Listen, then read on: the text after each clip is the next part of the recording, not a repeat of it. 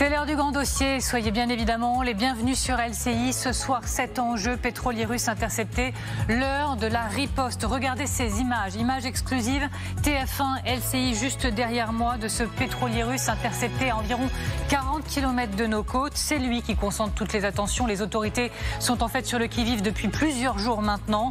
Menace pour la France, menace pour l'OTAN. Pas impossible, vous le verrez, que ce navire serve de plateforme pour l'envoi de drones dans le ciel danois, et nous vous dirons tout ce qu'il faut savoir sur ce navire de la flotte russe, flotte fantôme au large de Saint-Nazaire. Vous verrez également avec nous que cette flotte, elle hante, elle menace les mers. Et même le président français Emmanuel Macron, il a réagi. Il faut dire qu'il a été interrogé par TF1 LCI. Regardez, écoutez. Il y a eu des fautes très importantes qui ont été commises par cet équipage, qui justifie d'ailleurs que la procédure soit judiciarisée aujourd'hui. Ça manifeste la présence et la réalité d'un phénomène qu'on décrit, qu'on dénonce depuis longtemps, qui fait partie des sanctions que nous prenons. C'est la lutte contre ces fameuses flottes fantômes qui représentent des dizaines de milliards d'euros pour le budget de la Russie. Je suis ravie d'accueillir sur ce plateau Elisabeth Shepard-Selam. Bonjour, comment ça va? Bonjour Amélie. Ravie de vous retrouver. Vous êtes maîtresse de conférence à l'Université de Tours et spécialiste défense. Bonsoir Lucas Manger, ravi Bonsoir, également, Amélie. bien sûr. Lucas Manger, grand reporter spécialiste des zones de conflit. Ravi également, Xavier de Giacomoni. Vous êtes éditorialiste international LCI et colonel Pierre de Jong. Merci beaucoup d'être avec nous. Bonjour, consultant militaire LCI. Mais je précise, dans le contexte, c'est important, que vous êtes vice-président de l'Institut TEMI, spécialiste de géopolitique et ancien colonel des troupes de marine. Ça va compter. Le bon marine est très important. J'ai mis même mes boutons de manchette. Ah, montrez-nous. Avec des angles de marine. D'accord, ben voilà. Tout est là. J'hésite entre la cravate et le bouton de manchette. Non mais vous êtes parfait comme ça. Allez, le grand dossier, pétrolier russe intercepté, l'heure de la riposte, c'est parti. Nous allons revenir sur l'affaire, encore une fois, sur ces images exclusives TF1 LCI de ce navire au large des côtes de Saint-Nazaire. Mais d'abord, en ce moment même, le contexte, c'est également un sommet. Un sommet des leaders européens à Copenhague, la défense européenne renforcée, qui veut que ça se sache, qui veut que Poutine le sache, les 27 qui veulent accélérer l'Europe de la défense dans un Danemark cerné, vous l'avez suivi avec nous quasiment chaque jour, cerné par les drones. Dans une interview à un quotidien allemand, Emmanuel Macron répond à la question « Êtes-vous favorable à l'abattage d'un avion russe s'il pénètre l'espace aérien européen ?» Et regardez sa réponse. Selon la doctrine de l'ambiguïté stratégique, je peux vous dire que rien n'est exclu. Alors nous, on a regardé dans le rétro et on s'est rappelé que le 24 septembre, c'était pas exactement la même chose du côté du président français. Il disait face à ces tests russes, on ne va pas ouvrir le feu. Y a-t-il un durcissement de ton du côté du président français, colonel? Ah oui, indéniablement. D'abord, les Européens se retrouvent, puisqu'on est tous à Copenhague. Donc, c'est la matérialisation, encore une fois, de cette espèce d'unité européenne, je dirais retrouvée quelque part. Et elle se matérialise par rapport à une menace qui est clairement exprimée par les Russes. Donc, ça, c'est plutôt rassurant. Et la France a toujours joué un rôle leader dans le domaine de la défense. L'Allemagne monte en puissance, la Pologne monte en puissance, mais la France a toujours une armée qui est opérationnelle. Elle est dotée de l'armement nucléaire, elle a une grande marine. Et son ambiguïté n'était plus tenable, il devait hausser le ton comme les autres Vous savez, on est dans une phase de gesticulation, parce que toute la partie qui concerne les avions qui circulent, les drones, les bateaux qui sont un peu partout, etc. En fait, on est dans une guerre asymétrique. On n'est pas en Ukraine. Donc, vous voyez, il y a deux messages à avoir. Il y a le message de la dureté dès lors qu'on parle de conventionnel, d'une guerre, enfin l'Ukraine, etc. Donc, c'est une guerre totale, les uns contre les autres. Là, on est sur les sujets mous. Donc là, il faut être dur. On peut être dur, facilement dur, dès que le sujet est mou. Rien n'est exclu, ça veut dire quoi pour être concret? Qui veut se lancer, Lucas? Ça veut dire que éventuellement, mais c'est toute l'ambiguïté stratégique de la France et donc de l'Europe aujourd'hui, si des drones ou des avions russes pénètrent longuement ou pas forcément très longuement dans l'espace aérien européen, Emmanuel Macron, le président, est très clair, on peut les abattre. Ça ne veut pas dire que ça va être fait. Il y a un précédent, faut le rappeler, 2015, un avion russe qui rentre dans le territoire au-dessus du territoire turc, 12 secondes. Il a été repéré au bout de 8 secondes, 12 secondes plus tard, il était abattu. Ça a largement crispé les relations entre la Turquie et la Russie, qui sont des relations très particulières, mais la Turquie est quand même membre important de l'OTAN. Est-ce que ce genre de choses peut arriver? En tout cas, Emmanuel Macron dit oui, ça peut arriver. Ce qui est clair, ce qu'il faut souligner, c'est que la situation a changé depuis les débuts des survols de drones en Pologne et en Roumanie par probablement des drones russes, même s'il faut souligner aussi que les Russes le démentent. Et là, la position s'est durcie. C'est-à-dire qu'il y a comme s'il y avait un peu une peur que ça arrive vraiment, que ça perturbe vraiment les ciels européens. Elisabeth Shepard-Selam. Quand on dit rien n'est exclu, je pense que c'est autant un message en intérieur qu'en extérieur. Je rejoins ce que disait le colonel. Les compétences de la France sont très importantes. C'est aussi pour dire la France est là, tout est sur la table. Si le besoin se ressent, on n'exclut rien. Ça veut dire aussi un message bien évidemment aux Russes. Parce que bien évidemment, on pense que ces drones sont russes et les avions, les MiG-31, bien évidemment, ça c'était indéniable. Ça c'était indéniable, mais ça veut dire aussi que la France est là. Et je pense que c'est aussi ce message en interne, alors que tout le monde est à Copenhague. Tout le monde est à Copenhague pour, on va le dire ensemble, Xavier de Giacomoni, on va le démontrer ensemble pour une démonstration de force. En tout cas, tenter de faire une démonstration de force. Xavier, les pays réunis de l'Union européenne montrent les muscles, on peut le résumer comme ça ? Oui, vous avez dit réunis, c'est un mot très important parce que regardez tous les pays représentés pour défendre le Danemark en ce moment très particulier de sommet européen. Les États-Unis ont envoyé du matériel, évidemment, la France, la Suède, l'Allemagne, la Norvège, mais il y a un pays qui paraît un peu incongru puisqu'il n'est pas dans l'Europe et qu'il est en guerre, ce sont les Ukrainiens. Les Ukrainiens ont envoyé des hommes avec des techniques très spécialisées. Vous savez qu'aujourd'hui, dans le monde, les meilleurs soldats contre les drones et pour l'utilisation des drones, ce sont les Ukrainiens. Donc c'est une utilisation très très large avec des systèmes variés. La France a notamment déployé un hélicoptère Fennec. C'est un petit hélicoptère qui, d'un peu loin, ressemble un peu à ceux qu'on connaît par exemple pour le SAMU, mais qui est équipé notamment d'un canon de 20 mm, d'une mitrailleuse de 12,7 qui peut très facilement abattre des drones si l'ordre en est donné. Le problème au Danemark, on l'a vu, c'est qu'abattre un drone, on ne sait pas où les débris vont retomber. Il peut y avoir des risques pour les populations civiles notamment.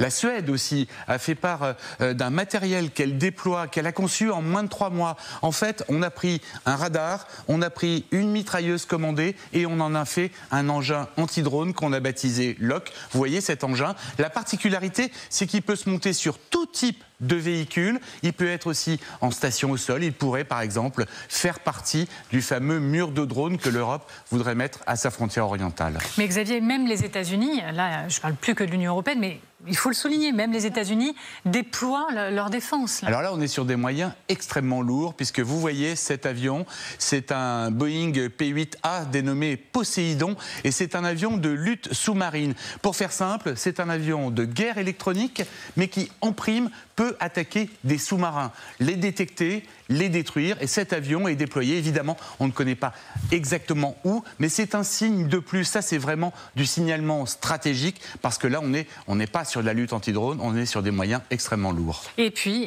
il y a l'OTAN. L'OTAN qui s'est également rapidement mobilisée, il faut le souligner, souvent accusée de souffrir de réunionite aiguë. Là, il y a eu des actes, donc mobilisation après les mystérieux survols et surtout au-dessus de la mer Baltique. D'ailleurs, avant, je vous propose de regarder ce clip tout court, qui a été publié par l'OTAN ces dernières heures sur la lutte contre les drones. Regardez. Les bateaux alliés s'entraînent à lutter contre les drones dans les airs et en mer.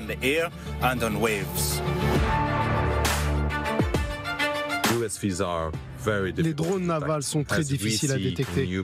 Comme nous le voyons dans la guerre en Ukraine, leur identification sera fondamentale pour le prochain scénario opérationnel en mer.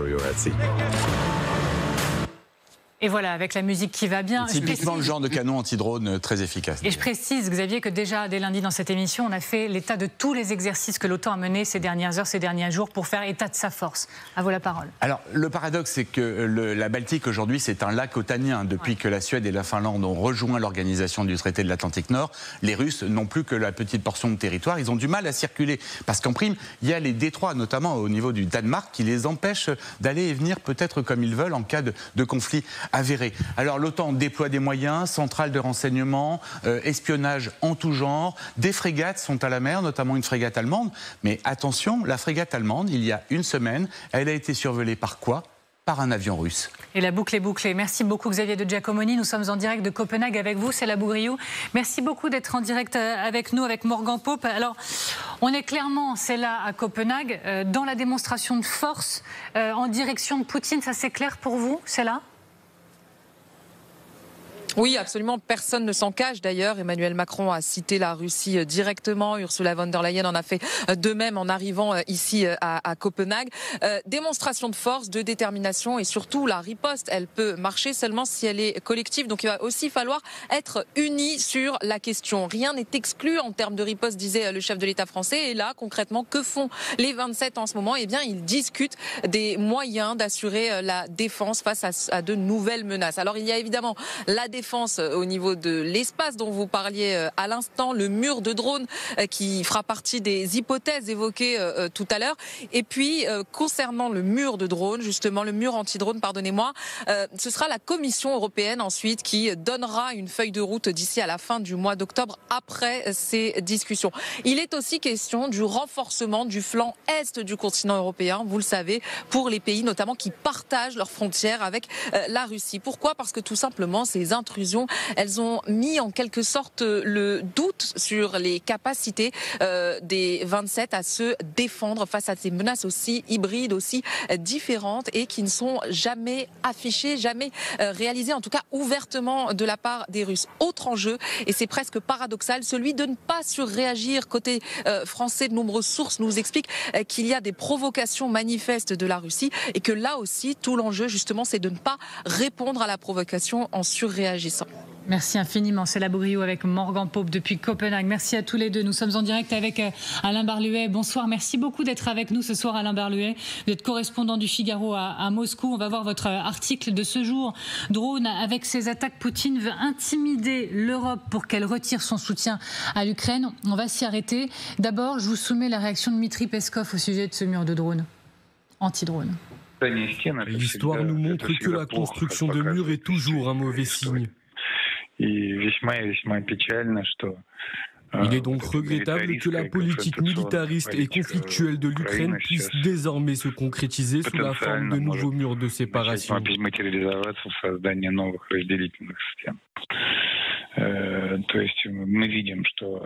Nous assistons à une posture militariste persistante au lieu d'une réflexion sur la manière d'engager le dialogue pour trouver des garanties de sécurité.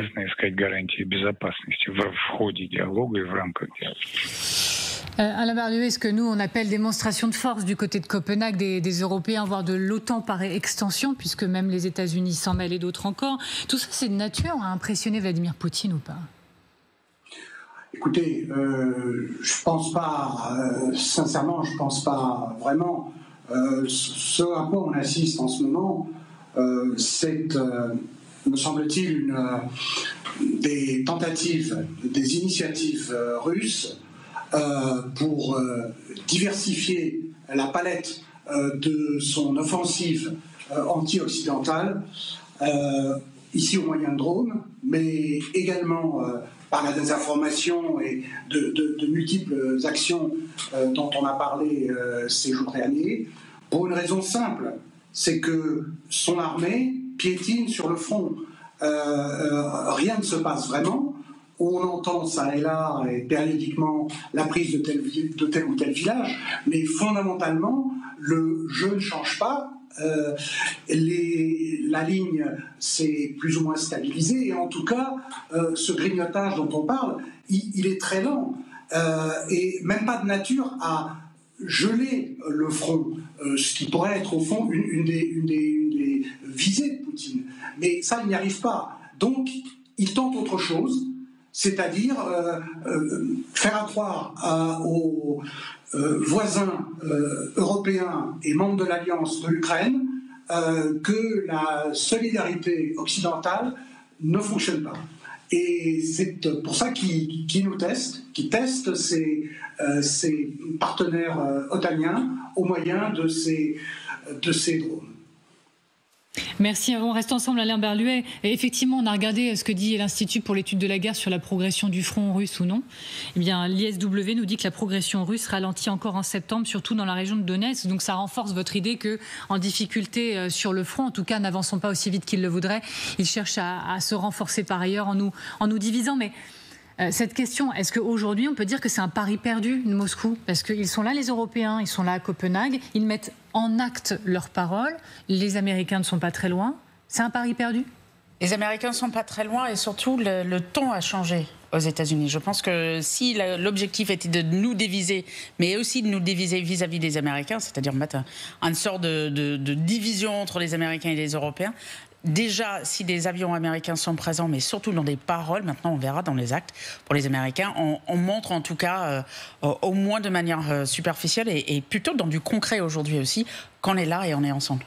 Je voudrais vous soumettre une autre déclaration qu'on peut qualifier d'importante quand même d'Emmanuel Macron ces dernières heures sur le nucléaire. Je voudrais qu'on regarde ces phrases sur l'actualisation annoncée par le président français de la doctrine nucléaire. Il dit « Je travaille actuellement à l'actualisation de cette doctrine et je souhaite poursuivre l'approfondissement de notre dialogue stratégique avec les Européens qui le souhaitent. » Là encore, le message à Poutine, il faut l'analyser ensemble, colonel. Poutine, Alain Berluet nous le dit depuis Moscou, il cherche à nous diviser. Laisse que Emmanuel Macron et les Européens envoie un message très clair de renforcement en réalité face à lui via le nucléaire. Alors le problème, c'est le niveau. Parce qu'aujourd'hui, on a une menace hybride qui arrive avec les bateaux, avec de la cyber, avec des drones, etc. Et on répond au nucléaire. Ça me paraît vraiment décalé. En fin de compte, en même temps, c'est notre spécialité, donc on a le droit d'en parler. Mais je veux dire que ça n'a aucun rapport avec la menace. Ça, c'est le premier point. Bref, le deuxième point, c'est que politiquement, c'est puissant ce qui se passe. Pourquoi est-ce que l'Europe se retrouve dans une espèce de noyau qui se constitue et aujourd'hui, les 27 sont là. Le Hongrois est là, tout le monde est là, tout le monde est d'accord sur le fait qu'il faut trouver un système, je dirais, européen de défense, quel que soit ce modèle. Le deuxième point. Le troisième point, le nucléaire. C'est un sujet français, ça fait longtemps que c'est dans l'air du temps.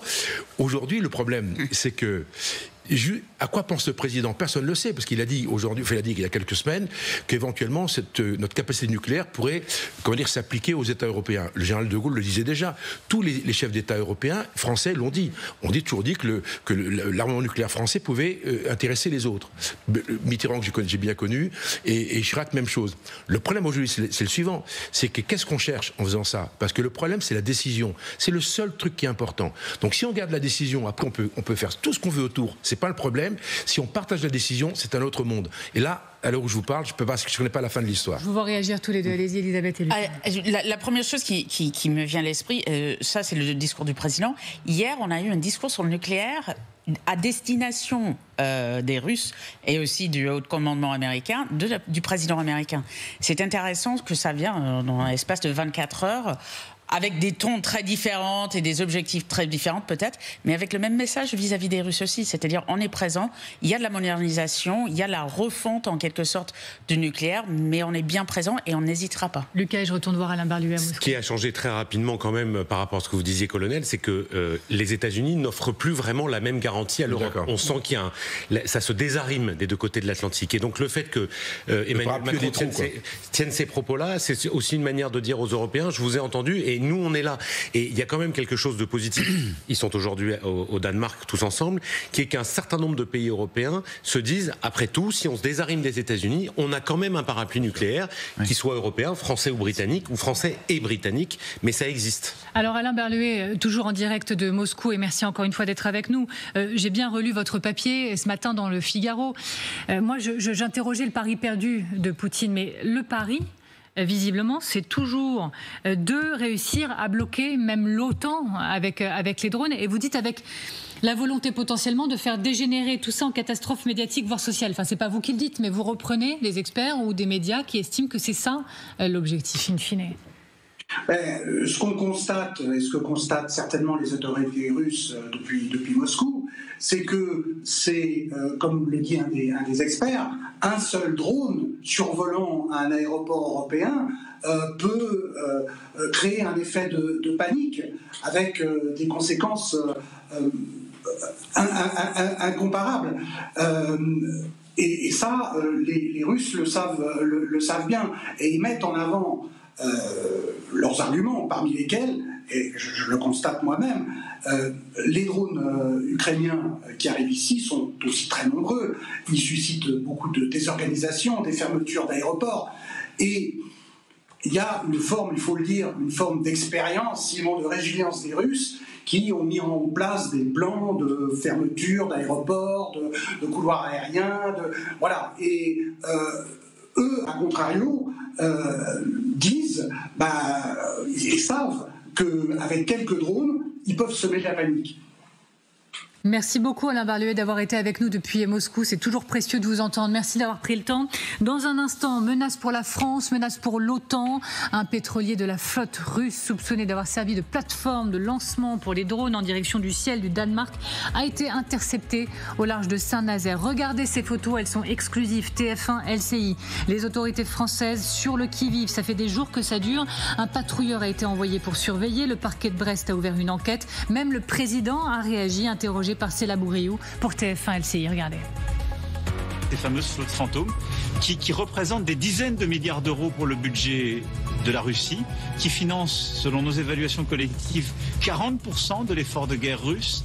Et on a entre 600 et 1000 bateaux qui circulent comme ça et qui permettent aux hydrocarbures russes de cheminer, y compris quand ils sont interdits. Donc je pense que c'est une bonne chose que ce travail ait été fait et qu'on ait pu l'interrompre. Et vous verrez que plus largement, cette flotte russe ne cesse de prendre de l'ampleur. On en parle avec nos invités. On vous dit à tout de suite.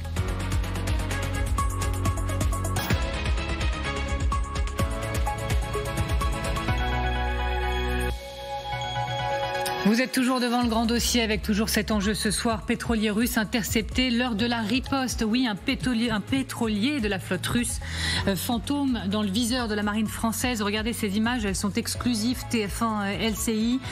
Au-delà du bras de fer militaire diplomatique que ça représente, c'est peut-être bien ce navire qui a servi de plateforme de lancement des drones sur le Danemark.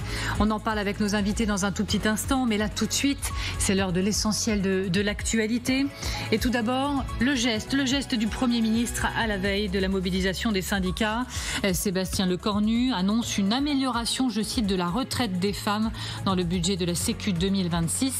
Dans un courrier adressé aux organisations, il tend aussi la main sur plusieurs sujets comme l'avenir de la protection sociale ou encore le renouvellement du modèle productif français. Le ministre de la Défense israélien lance un dernier avertissement aux habitants de Gazaville pour fuir. Israël Katz leur a demandé de partir sous peine d'être considérés, je cite, comme des terroristes et des partisans du terrorisme. Une annonce qui intervient 2 jours après la conférence commune entre Donald Trump et Benjamin Netanyahou à Washington. Et puis les États-Unis sont entrés dans une période de paralysie budgétaire, faute d'accord entre républicains et démocrates pour le prochain budget. De nombreux fonctionnaires sont placés au chômage partiel. C'est le fameux shutdown, une première depuis 2018. La dernière paralysie de ce type lors du premier mandat de Donald Trump avait duré, je le rappelle, 35 jours. Il est 17h17, donc nous reprenons le fil de ce grand dossier consacré à ce navire russe intercepté par les autorités françaises au large de Saint-Nazaire. Pour en parler, je suis encore une fois ravie de recevoir Elisabeth Shepard-Selam, toujours Lucas Manger bien sûr, toujours Xavier de Giacomoni, toujours le colonel Père de Jong. Et puis nous vous accueillons sur ce plateau. Merci de nous avoir rejoints. Vous êtes Sébastien Abyss, chercheur associé à l'IRIS, auteur de Géopolitique de la mer. Nous sommes également avec Sergueï Girnov, ancien officier du KGB, spécialiste en renseignement. Donc cette affaire, les autorités, je le disais, françaises qui sont en réalité sur le qui-vive depuis quelques jours maintenant. La faute à ce navire que vous voyez là, soupçonné d'appartenir à ce qu'on appelle la flotte fantôme russe, stationnée au large du parc éolien de Saint-Nazaire. On est en Sud-Bretagne. Image exclusive TF1 LCI, j'insiste. Et surtout, il est soupçonné, ce navire, d'être une plateforme d'envoi des drones dans le ciel danois. Le parquet de Brest a ouvert une enquête. Xavier de Giacomoni, faites-lui confiance, va tout vous dire dans un instant. Mais d'abord, regardez, Nicolas S. et Ronan Hellec ont tourné ces images que vous voyez et ils nous racontent ce qu'ils ont vu, ce qu'ils ont constaté. Nous surveillons actuellement le bouge-pas, ce gros pétrolier de 244 mètres de long. Nous avons constaté sur place la présence d'un bateau de la Marine nationale qui est à quelques distances de lui.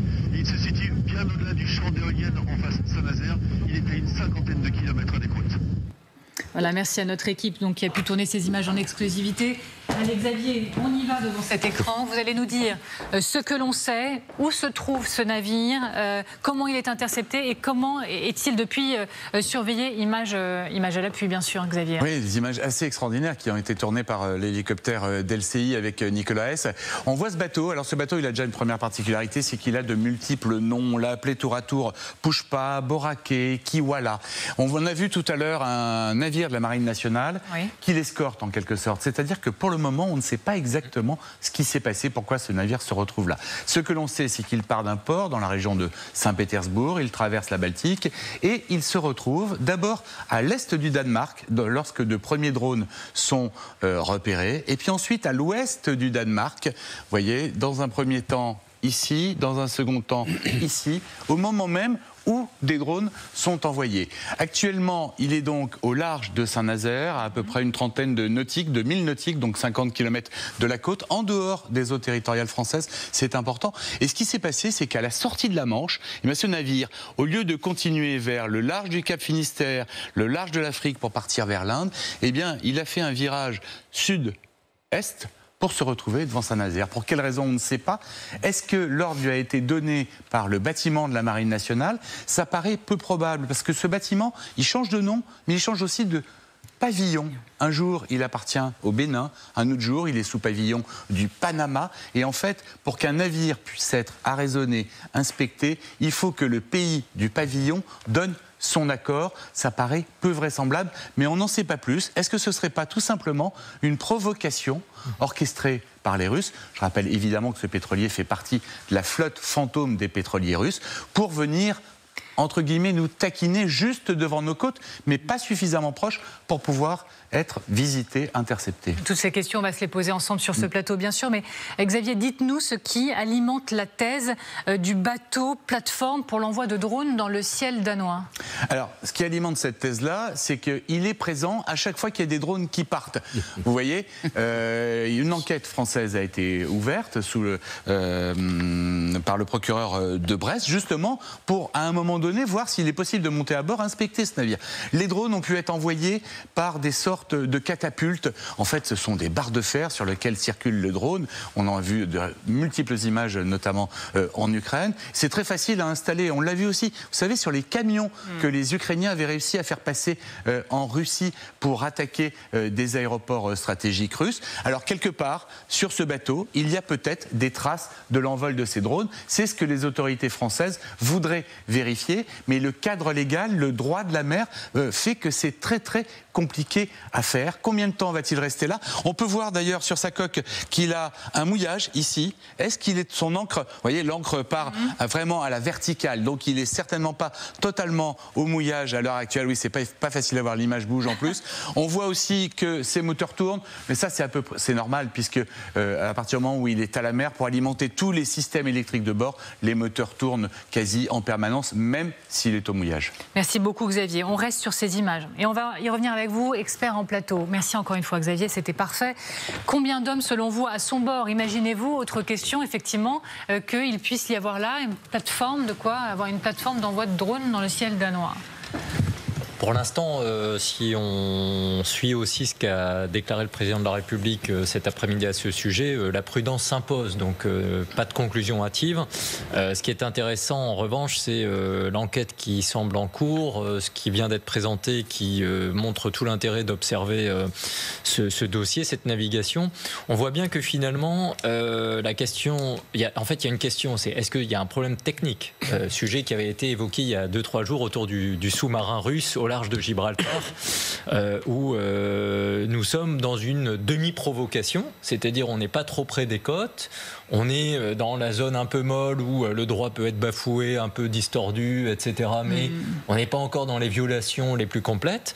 Donc entre le technique et la provocation, on est en plein dans ces guerres hybrides dont on parle beaucoup ces dernières années sur ce plateau. Et dans ces guerres hybrides, l'espace maritime, il offre en fait une profondeur de champ. C'est-à-dire que c'est immense l'océan, ça semble banal de dire ça, mais c'est tellement grand que tout contrôler ce qui se passe à la mer est compliqué, c'est loin des côtes.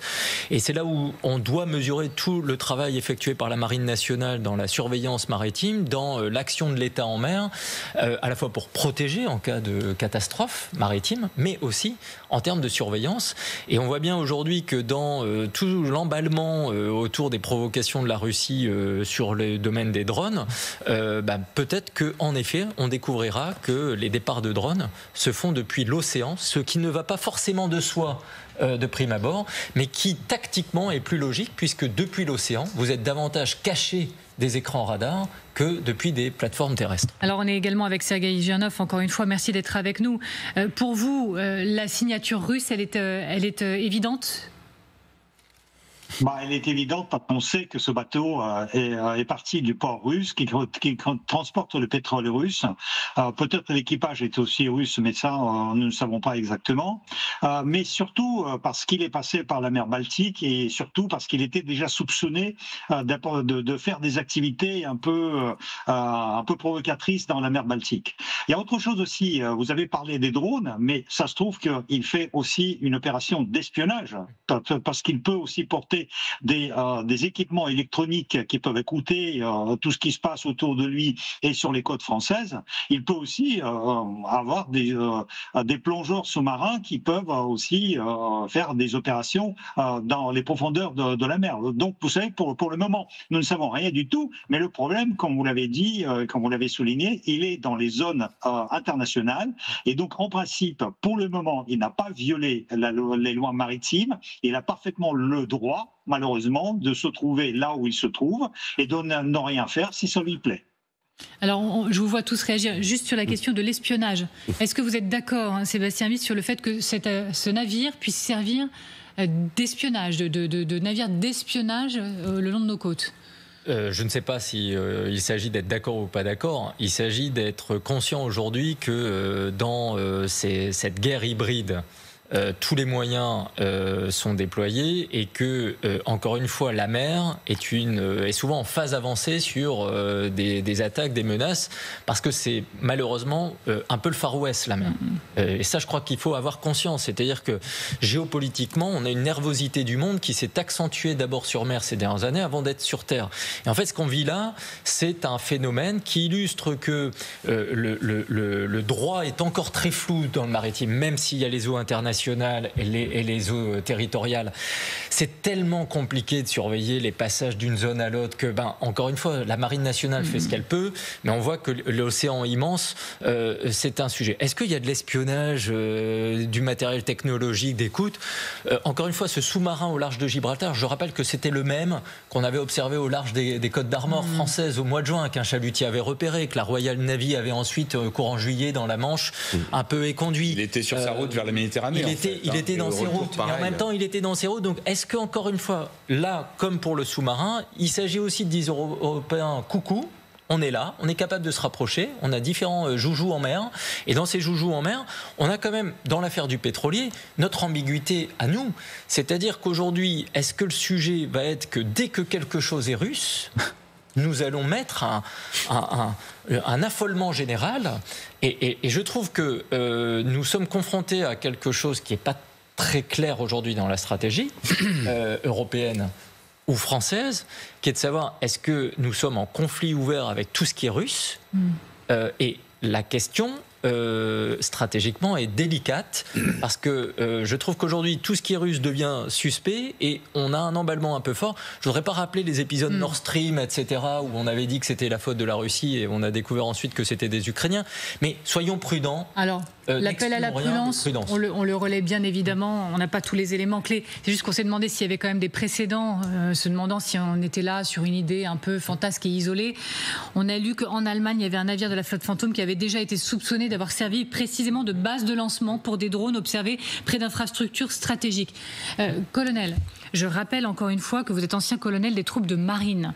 Pour vous, est-ce que, pour faire simple, vous dites attention, on descend de quelques degrés, stop au fantasme, ou clairement, on est déjà dans l'acte d'intimidation, voire l'acte offensif des Russes. Au-delà des troupes de marine, je gère un projet qui s'appelle l'Institut des hautes études fluviales et maritimes. Donc je travaille là-dessus depuis pas mal d'années. En fait, c'est un vrai sujet. Pourquoi ? Parce qu'en fait, ce bateau, il n'est pas dans l'illégalité. Il est dans les eaux internationales, il a le droit d'y être. Et là, le problème, c'est qu'on rentre dans une problématique qui s'appelle la compétence juridictionnelle du droit de la mer. C'est qu'est-ce qu'on peut faire à ce bateau ? On peut rien faire. Il n'y a que deux choses. On voit bien qu'aujourd'hui, le préfet maritime de Brest, il gère un double problème. Le bateau n'a pas obtempéré, c'est-à-dire qu'il ne répond pas aux questions qu'on lui pose, où vous allez, etc. Il ne répond pas, c'est comme le MiG-31, il ne répond pas. Et la deuxième chose, c'est le pavillon. Le problème du pavillon est fondamental, parce qu'en fait, si on veut agir sur ce bateau, il faut que le pavillon, qui est le propriétaire de ce bateau, donne l'autorisation d'y aller. Donc là, c'est le Bénin. Le problème, si demain matin, le Bénin dit « Ok, vous pouvez y aller », peut-être qu'entre-temps, ils auront changé, parce que ces bateaux changent sans arrêt de pavillon.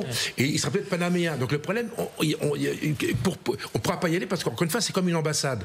Une ambassade, on ne peut pas y aller tous les matins, et ben c'est la même chose. C'est le droit international fait que ce bateau, aujourd'hui, il est béninois, et on ne peut pas y aller s'il n'a pas, s'il n'est pas rentré dans le cadre d'une juridiction. Mais là, il y a un point très important. On peut y aller à deux conditions.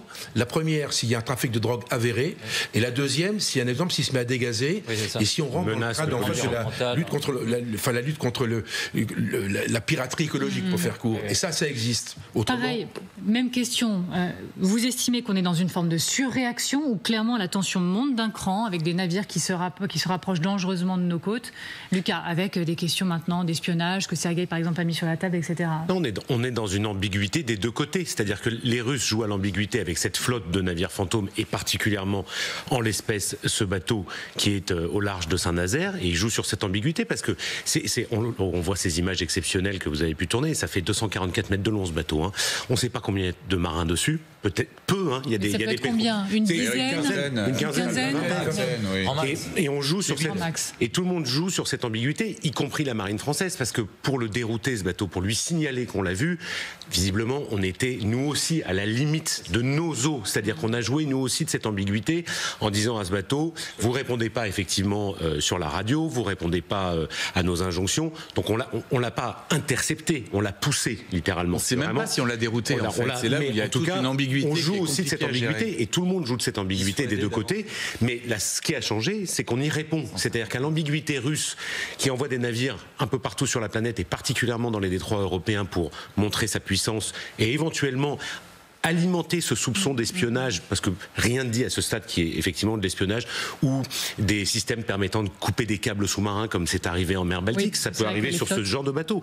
Il peut y avoir une cale secrète, rien ne le dit, mais ça alimente une forme de peur. La grosse différence, c'est que là, la marine française et les marines européennes, d'autres marines, mais là en l'espèce la marine française, dit maintenant ça suffit, on vous isole et on va regarder ce qu'il y a sur le bateau. Ça ne veut pas dire qu'on pourra le faire. C'est pour ça qu'on interroge dans ce grand dossier la question de la riposte. C'est très nouveau. Le fait d'avoir décidé effectivement maintenant de répondre, de riposter, c'est effectivement au centre de notre questionnement ce soir. Mais puisque vous émettez tous les appels à la prudence, à la réserve, effectivement, reposons les faits. Reposons les faits avec vous, Emma Barrier. Vous êtes en direct avec Borden Boudka depuis Saint-Nazaire. Que sait-on précisément de ce qui se passe au large derrière vous ? Bien factuellement, déjà, on peut recommencer par là. On sait que ce navire russe, il mesure 244 mètres de long et qu'il est connu pour naviguer sous le drapeau du Bénin, mais surtout connu pour naviguer sous des identités changeantes. Un coup, il s'appelle Pushpa ou Kiwala ou encore Boracay. Il serait parti donc de Russie il y a 10 jours et sur le papier, il était attendu en Inde d'ici 3 semaines. Sauf que, il y a eu un contretemps puisque depuis samedi dernier, 27 septembre, il est donc immobilisé ici au large du port de Saint-Nazaire. Alors un patrouilleur a été envoyé en mer pour le surveiller jour et nuit. Et puis aujourd'hui, ici au parquet de Brest, une enquête a été ouverte pour défaut de documentation de la nationalité du pavillon du navire, mais aussi pour refus d'obtempérer. Et surtout, pourquoi il fait beaucoup parler, ce pétrolier ?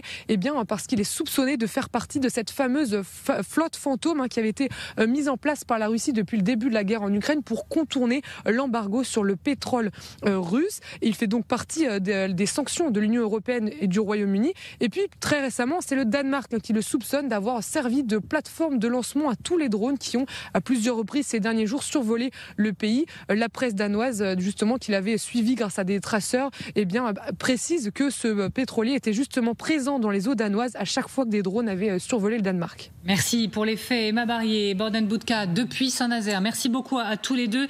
Sergueï Janov, on l'a dit, Lucas l'a mis sur la table il y a quelques instants. Cette fois, la France, en tout cas, elle dit on est là. On répond et puis on le fait savoir en plus.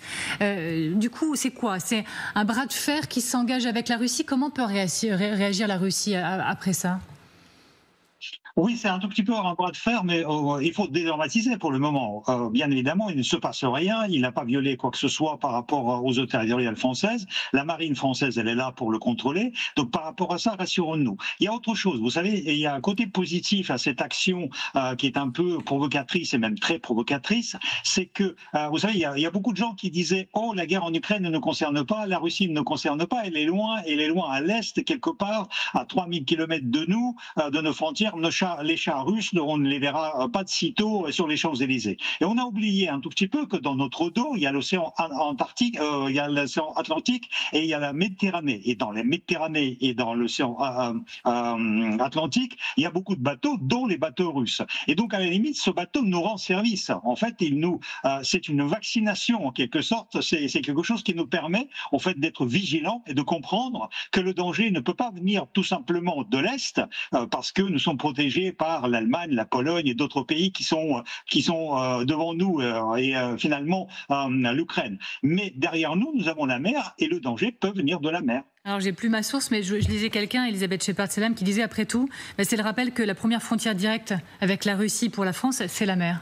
Tout à fait. Et pour un certain nombre de pays européens, on oublie, notamment dans la mer Baltique, il peut peut-être pas atteindre de la même façon des gens de manière terrestre, mais la mer va devenir, depuis la guerre en Ukraine, un véritable enjeu où il va falloir être vigilant. Et ce qui est rassurant ici, c'est que sans être hystérique, sans une réaction, c'est une réaction vraiment pondérée, mais qui montre aussi qu'on a pris conscience de ce risque et de ce problème, et qu'aussi on travaille ensemble, on parle quand même des Danois, des Allemands, et maintenant c'est la France, donc on a conscience ensemble de cette menace. Alors, la flotte fantôme, il faut élargir le propos. Ce n'est pas que ce navire, là, au large de nos côtes, la flotte fantôme, c'est une menace qui, pour certains, hante et menace nos mers avec une ampleur toujours plus importante. On va tout poser ensemble, encore une fois, avec Xavier de Giacomoni. Xavier, ce matin, on lisait que la flotte fantôme russe serait passée de moins d'une centaine de navires en 2022 à 600 navires pour échapper aux sanctions. Et puis finalement, ce serait bien plus que ça encore. Peut-être 700, peut-être 800, enfin vous allez nous donner tous les chiffres là, Xavier. Ce serait au moins 800. Alors pourquoi cette incertitude? Parce qu'évidemment c'est pas facile. Que sont ces pétroliers? Ce sont des vieux bateaux généralement, même si là le Boracay il est de 2007, ce qui fait un bateau relativement récent finalement. Oui, mais ce sont des bateaux qui échappent un peu à tous les radars, des bateaux qui sont soit pas du tout assurés, soit très très mal assurés, par des compagnies armées, par des compagnies dont on ignore la plupart du temps tout, dans un méandre de montage financier, mais qui transportent tout de même une immense richesse pour Vladimir Poutine, 600 millions de barils de pétrole par an, pour un total estimé de 35 milliards de dollars par an. Donc là, on est vraiment sur des estimations, mais vous voyez l'ampleur, c'est extrêmement important pour l'effort de guerre de la Russie. Et sans ces navires, eh bien, la Russie ne pourrait absolument pas exporter son pétrole. Or, elle a déjà des problèmes quand même. En Chine, certains ports ne veulent plus de ces bateaux, notamment pour ces problèmes d'assurance. En Inde aussi, il commence à y avoir des problèmes. Et il commence peu à peu à y avoir des contrôles. Mais sachez que jusqu'à aujourd'hui, jusqu'à Boracay, on a essayé d'en contrôler a priori 3 de ces bateaux seulement depuis le début de la guerre. Merci Xavier. Il y a une zone en particulier, c'est souvent la même, la mer Baltique, qui est au cœur des tensions sur ce sujet. Regardez maintenant comment la France, dans le cadre de l'OTAN, organise les patrouilles aériennes pour repérer, surveiller cette flotte fantôme russe grâce à un avion qui est capable de voir et d'entendre de très loin. Charlie Nurel avait pu embarquer à bord de l'un de ces avions, c'était en juin dernier. Regardez. En Atlantique. Tout ce qui peut assimiler un bâtiment militaire, donc les radars qu'on va détecter, forcément ça va aussi nous attirer. On va essayer de récupérer le nom, toutes les informations, on va regarder un petit peu tout ce qui se passe sur le bateau, si on détecte une activité suspecte ou non. On est assez attentif à tous les bâtiments de commerce, notamment à la flotte fantôme. Et on a des consignes avant de partir en vol et le but c'est d'identifier ces bateaux-là. Sébastien Abyss, on est dans une surveillance qui est quotidienne désormais de cette flotte fantôme. Expliquez-nous, qu'est-ce qu'on met en place au quotidien? Est-ce qu'il y a quoi? Des dizaines d'avions, des dizaines de navires qui en permanence, au large par exemple dans la Manche, qui surveillent ces bateaux-là? Non, c'est pas possible. Encore une fois, l'océan c'est immense, donc c'est très difficile de savoir tout ce qui se passe, de nuit comme de jour. Parce qu'évidemment, de nuit, c'est encore plus compliqué, ça va sans dire, mais il faut le rappeler. L'autre chose, c'est, encore une fois, la mer, les eaux internationales. C'est comme le cyberespace, c'est comme le cyberinformatique. On a des zones de Far West encore aujourd'hui où la loi du plus fort domine et le droit est imparfait. Dans un monde qui, par ailleurs, le détricote aussi. Donc, nous avons une mer où, aujourd'hui, des pratiques qu'on pensait ne plus exister ont été redéployées par certains acteurs, dont la Russie, à faire parfois du troc aussi en mer, c'est-à-dire du transbordement. On va décharger du pétrole d'un pétrolier à un autre parce qu'il va passer sur un autre pavillon, ça va brouiller les cartes. Ce que la Russie fait sur le pétrole qu'on commande souvent, il ne faut pas sous-estimer ce qu'elle fait également sur les céréales. Elle exporte pour 10 milliards de dollars par an de céréales. C'est le plus grand exportateur de blé de la planète désormais.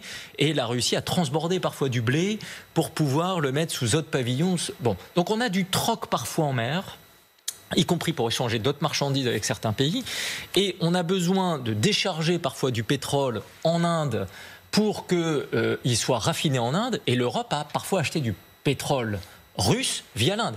Tout comme parfois certains pays ont acheté du blé russe à travers les plateformes logistiques, Emirati ou autres, pour ne prendre que ces exemples. Mais donc, on lutte contre ces navires. Comment on lutte contre ces navires ? Je lisais, pardonnez-moi, l'amiral Benoît de Guibert, préfet maritime de la Manche, c'est pour ça que j'en parlais il y a quelques instants, et aussi de la mer du Nord, parce que quand même étendu tout ça, en juillet, il disait une dizaine est suivie quotidiennement dans la Manche. Une dizaine suivie quotidiennement. Il faut d'abord savoir qu'il y a des transits maritimes.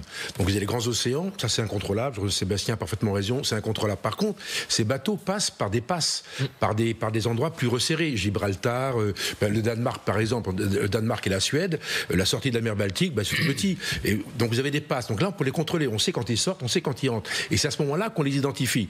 On dit tel bateau est passé. Une fois qu'il est passé, après, si on a un doute sur le bateau, ce bateau-là par exemple, puisque lui était au large de Copenhague, enfin au large du Danemark, on l'a suivi. Donc on l'a suivi tranquillement, pote. Il s'est installé là. Donc on l'a suivi. Donc on a mis un avion. On a des avions qui servent à ça, qui observent.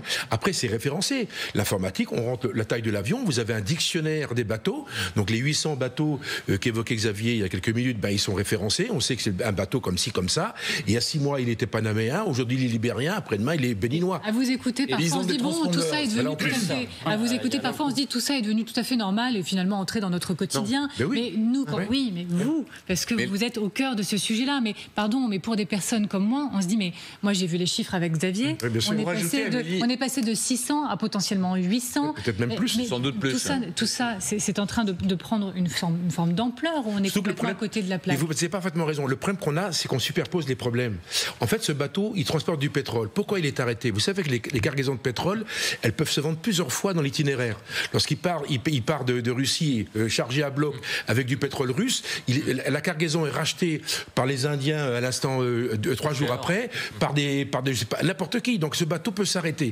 Donc là, il est arrêté. Ils font tout ça, les pétroliers. Ils attendent qu'un client ou éventuellement une transaction qui est en cours. Et donc c'est possible. Ça, c'est le premier point. Donc en fait, le problème, ce bateau-là, on lui applique une problématique qui est en fait quoi ? C'est le transport de drones. Mais en fait, c'est un pétrolier. Alors, ça, c'est interdit à cause des sanctions qu'on a mis en place, etc. Donc, on peut pas le contrôler. Alors, on peut le contrôler que s'il vient sur nos ports. Sergueï Girnev, vous êtes toujours avec nous. Est-ce qu'on sous-estime encore, selon vous, l'ampleur je vais appeler ça un phénomène, et est-ce qu'on sous-estime encore la capacité de la Russie et à contourner les sanctions et à dissimuler et finalement à nous passer sous le nez, quoi ? Non, je ne crois pas. Je ne crois pas qu'on sous-estime ce danger. À mon avis, on est bien conscient maintenant de ce danger. Le problème, c'est que le droit international ne donne pas les moyens de contrôler ces bateaux-là. Actuellement, dans la zone internationale, dans les eaux internationales, dans l'océan, vous ne pouvez arrêter un bateau que s'il est sous les sanctions des Nations Unies. Si les Nations Unies ont pris les sanctions contre le pays ou contre le pavillon ou contre un certain nombre de flottes, là, vous pouvez, n'importe quel navire militaire qu'elle rencontre peut l'arraisonner et peut l'arrêter, comme c'était le cas par exemple avec les sanctions contre la Corée du Nord. Mais en dehors de ces sanctions onusiennes, personne ne peut arrêter parce qu'il y a aussi le droit d'avoir le commerce international. Parce qu'imaginez que n'importe qui va arrêter tous les bateaux, c'est de la piraterie. Et donc en fait, nous sommes les premiers à lutter contre ça. Et c'est ça le problème, c'est qu'en fait le droit international, c'est quelque chose qui nous sert, mais qui nous dessert quand nous voulons contrôler ces bateaux. Et c'est cette ambiguïté-là qui nous complique un peu les choses, mais nous sommes bien conscients du danger de la Russie et de cette flotte. Alors, je viens vers vous, Lucas, promis, dans un tout petit instant. Je vous voyais réagir, Sébastien, je vous en prie, allez-y. Oui, non, juste parce que je voudrais prolonger ce qu'a très bien dit Sergueï à l'instant, c'est-à-dire qu'on a un sujet autour du droit entre des pays qui le respectent et des pays avec lesquels, aujourd'hui, on sait que le droit n'est pas du tout leur leitmotiv, leur logiciel de stratégie, d'influence, etc. Bon, donc... Qu'est-ce qu'on fait aujourd'hui ? Est-ce que nous, on sort du droit ? Auquel cas, on rentre dans la catégorie de ces acteurs un peu désinhibés qui utilisent la puissance et la confrontation à ciel ouvert, ou on reste dans le droit et en effet...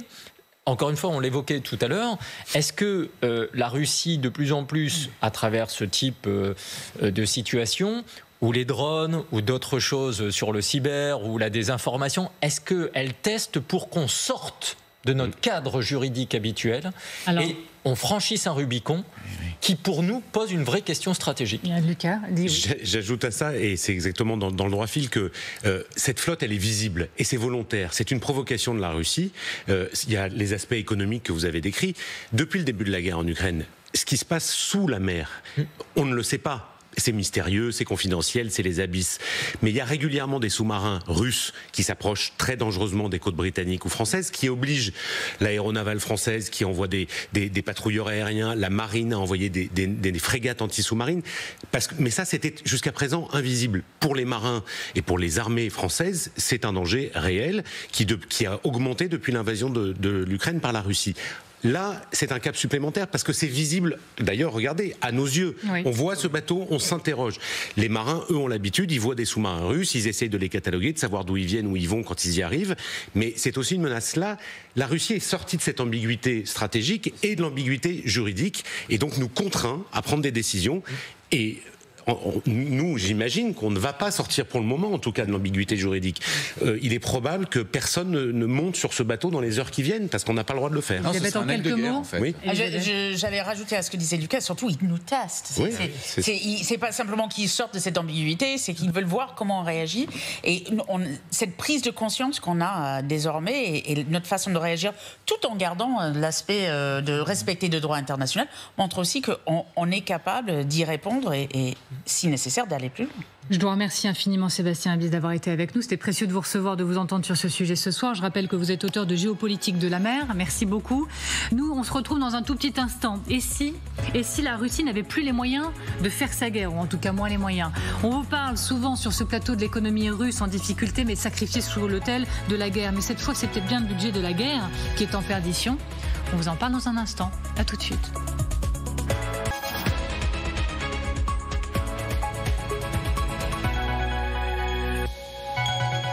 Allez, on se retrouve dans le grand dossier. Ce soir, regardez à nouveau ces images. Elles sont exclusives, signées TF1 LCI de ce navire. On est au large de Saint-Nazaire qui a été intercepté par les autorités françaises. Ça fait quelques jours que nos autorités sont sur le qui-vive sur ce sujet, puisqu'il pourrait s'agir d'un navire russe de la flotte fantôme russe. Et en plus, on n'exclut pas la possibilité que ce navire serve de plateforme pour envoyer des drones dans le ciel danois. Vous voyez à quel point les enjeux sont importants autour de ces images. Encore une fois exclusif TF1 LCI. Et c'est dans ce contexte, et malgré ces images, qu'on se demande si, derrière ça, et si la Russie n'avait plus les moyens de sa guerre en réalité. On va se poser ces questions avec toujours Elisabeth Shepard-Selam, que je re-salue. Je re-salue Lucas Manger, re-salue Xavier de Giacomoni et le colonel Père de Jong, bien évidemment. Et nous sommes toujours avec Sergueï Gianov, que je remercie d'être resté avec nous. Et donc, pourquoi je pose cette question de savoir si la Russie, en réalité, n'avait plus les moyens, ou en tout cas beaucoup moins, de faire sa guerre? Eh bien, on vous parle souvent de l'économie russe en difficulté parce que sacrifiée sur l'autel de sa guerre.